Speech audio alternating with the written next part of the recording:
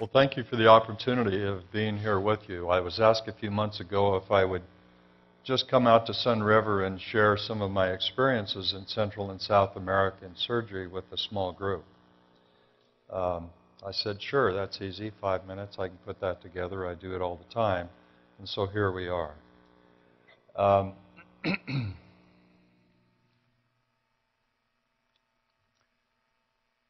want to ask you, if you were born with this congenital defect, and you were born in a country where there was extreme poverty, where there was no one that had the ability to correct this and give you care, no facilities available, how would you get from A to C? You wouldn't. There's an area of hopelessness here in these kinds of situations. Everywhere in the world, in the third world, there are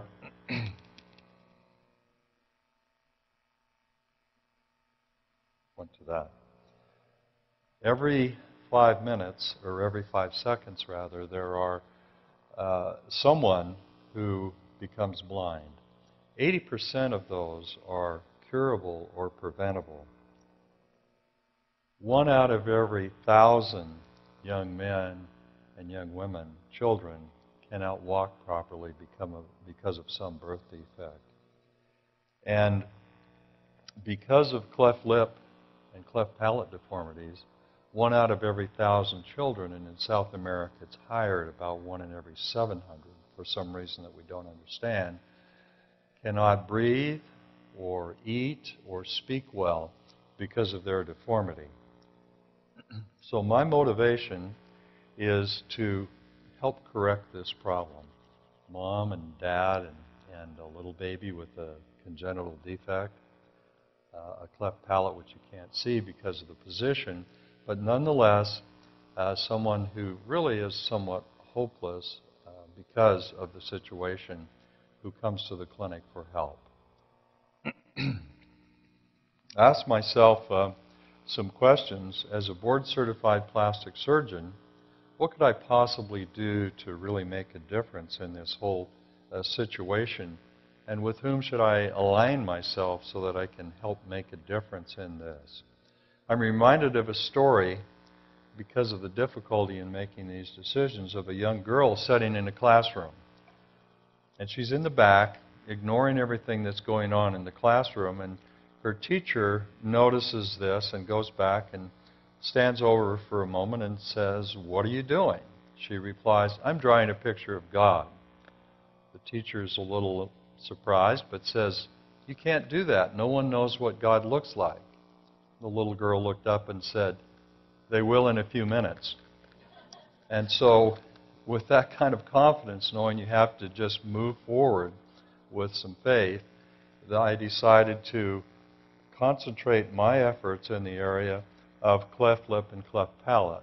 This may be a little difficult to see, but you can see the left nostril sort of spread over the top of a big defect in this little baby's upper lip.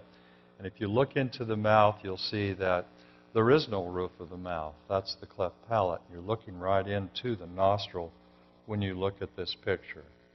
So with that, with that particular goal in mind, I decided to make a few trips with some various groups.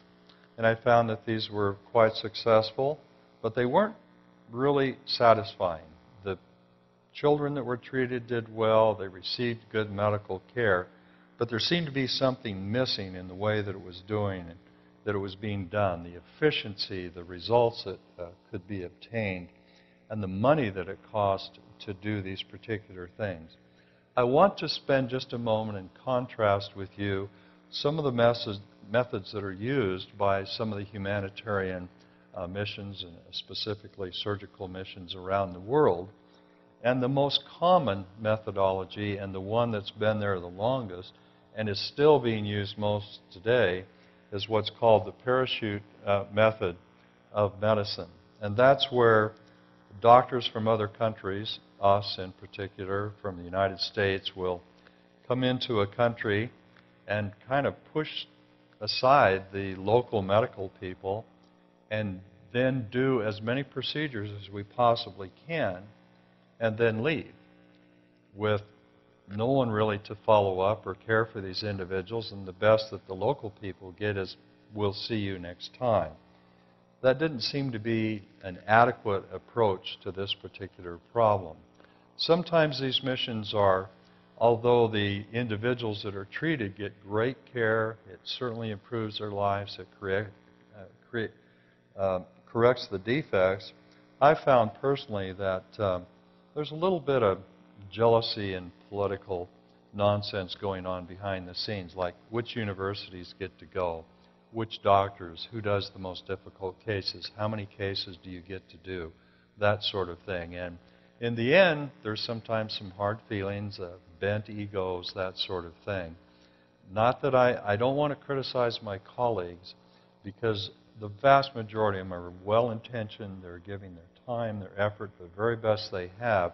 I'm simply giving you my experience and my opinion of what is happening in these volunteer missions. The foreign doctors, us, myself, we really have to learn as we go, because when we go there, most of us don't understand the language. And it hurts the local medical community for us to push them aside. So rather than do that, if they're included, it's a much, much more beneficial situation for them. The other particular problem with this is that these become very expensive. It averages about $150,000 for one of these trips. That includes more than one surgeon. Mine, where I usually go alone, with a very small staff, is of course much less expensive than this overall. But that becomes a real problem, the amount of money that's spent and how what small percentage of it actually gets to the people in the form of medical care that they need. So in addition to this, as I mentioned, there's really no follow-up care under this method, and that makes it very, very difficult for them. I like the method that the Desert International has, when we all have to recognize that things have changed in the world. We no longer have a monopoly on trained medical professionals, specifically surgeons and doctors, but also nurses and others that are involved. Other countries have great people that they can use, and we need to utilize them. And if we do that, then using the local people, you can dramatically cut the costs of the surgery. They know the people. They speak the language. They understand the culture. They know about the medical care that's available. And when they understand and perform the operations, they can provide excellent follow-up care really year-round, and they build their image in the community and are able to increase the things that are available to the people in their own community while we're gone, and helping train them in these procedures. I love the opportunity of going and being able to do the right thing. A lady asked me the other night, "Why do you do this?" And I said, because I want to be beyond the scope of the American legal and penal system. And she thought I was serious, and her husband was laughing behind. But there's a little bit of that. Recognize that here we have deep constraints. We're dealing with rules, guidelines, protocols, suffocating regulations, all the things that go on. When you're in other areas, there's no hospitals, schedules, finances to deal with. You don't have to deal with the medical profession, the insurance companies, the government regulations. And also, everything is much more available, and you actually have the ability to look at a person and say, in the time that we have available and the facilities that are within our grasp, what is the best possible thing that we can do for this person to give them the very best result? We've got the greatest medical system in the world in the United States. But to be blunt, most of the things that we have done are the things that are the least expensive, as demanded by insurance companies and government regulations, and also what is the safest and what is the most common.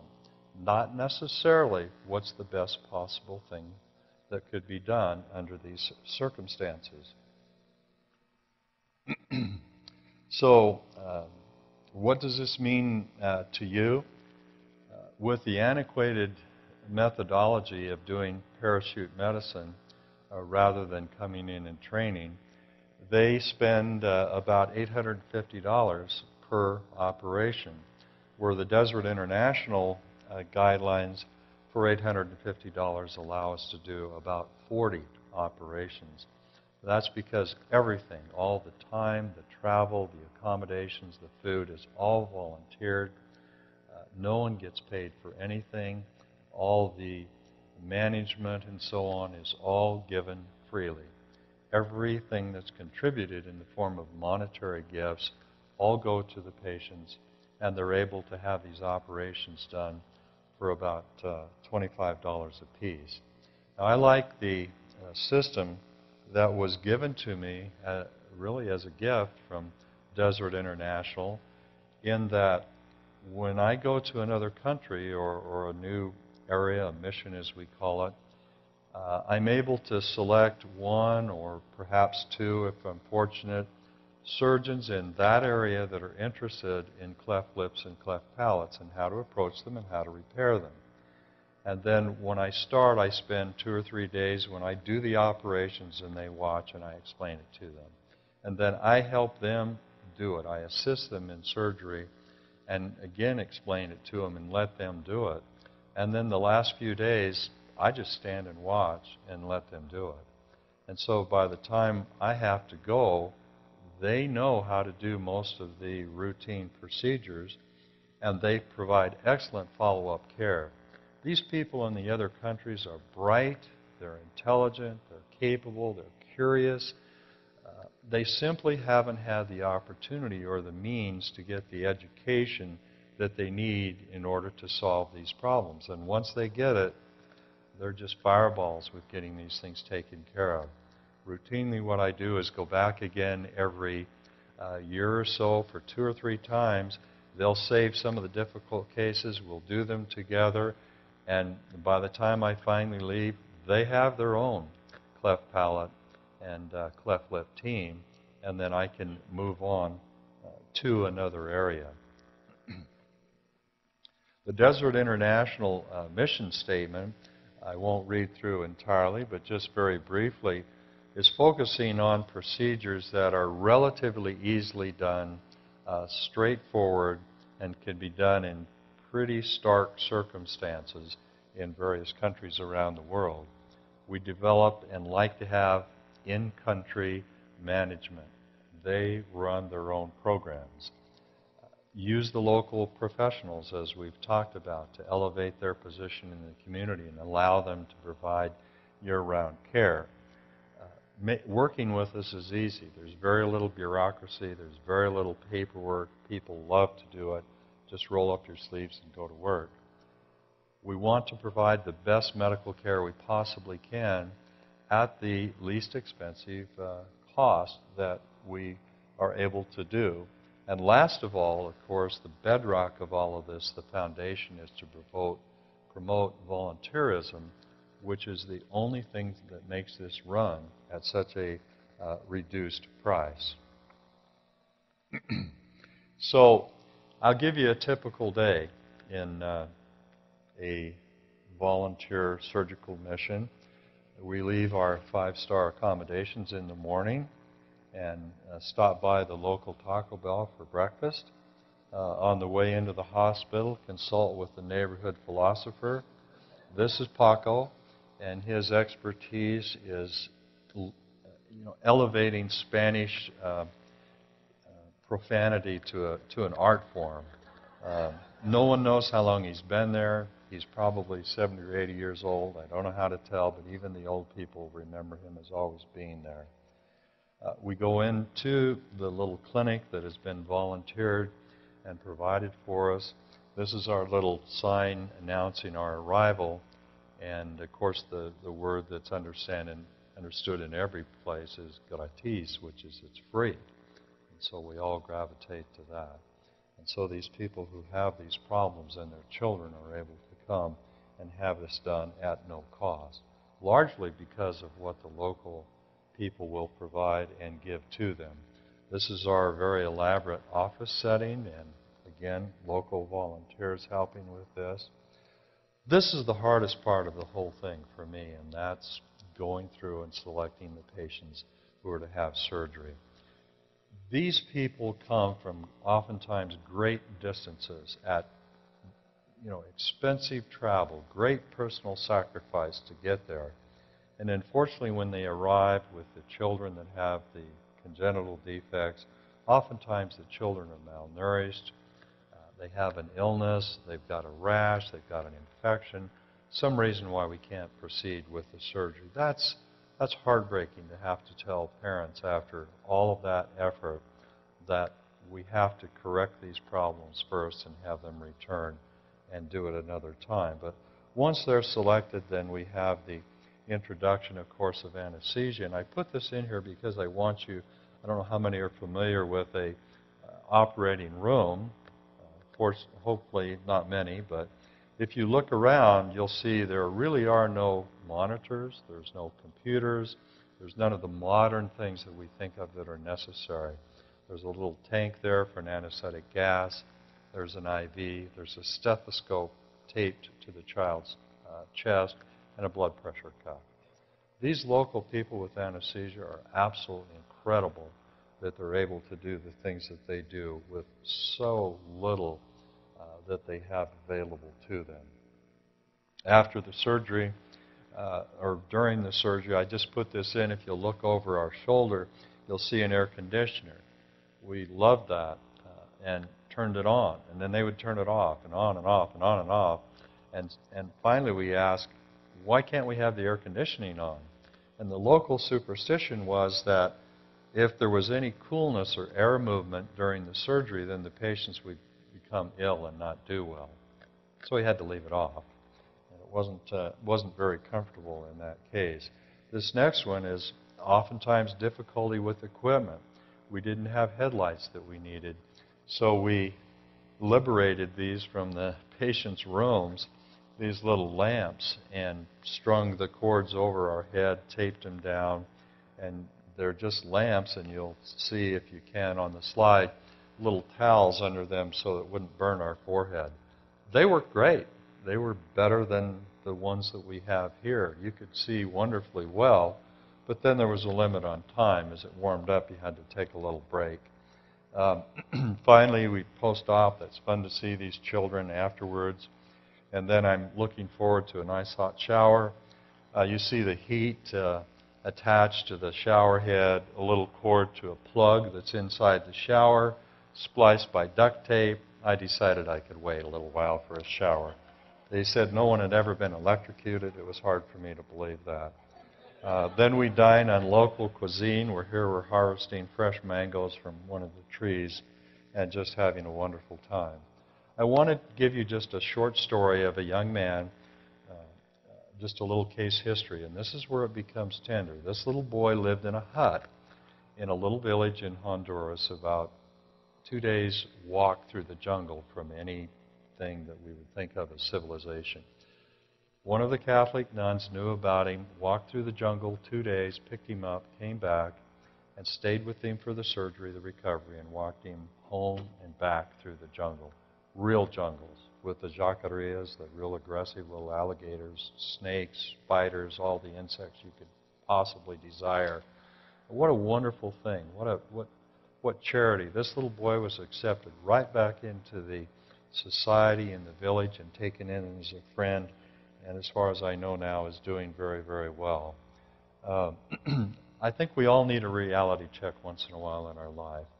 I like the thing that Mark Twain said when he said, there's nothing as exhilarating as being shot at and missed. And to that I would like to add that there's nothing quite as tender and touching as being able to see great need, even hopelessness, and having the means and the ability to give someone something that they simply cannot repay. It's a great gift to all of us. Of all the plaques and awards and diplomas and certificates that I have, many not earned, just gifts, this is the one that I think is at the top of my list, which is a gift from the children in that area, where they signed their names or their parents did. I would, even after very careful planning, some people aren't happy and they kind of express their attitude about our care. But I would like to close with the story of the starfish thrower. And I think most of you have heard that. If not, simply that there was a great storm at sea. A little boy the next day was throwing the starfish back into the sea. A man came around with him and saw him and said, "What are you doing? Look at this beach. You can't save all of these starfish. You can't possibly even make a difference." And he picked up a starfish, threw it out in the ocean, and then turned back to the man and said, "It makes a difference to that one." And so I would submit to you, these are 5 young boys that I had an opportunity to treat in a montage here that my wife did before their surgery with their cleft lips. And this is 1 year later, how they look when it's repaired. Although we can't do everything for everyone, I submit to you that for these young men, it really does make a difference. Thank you for your interest in this.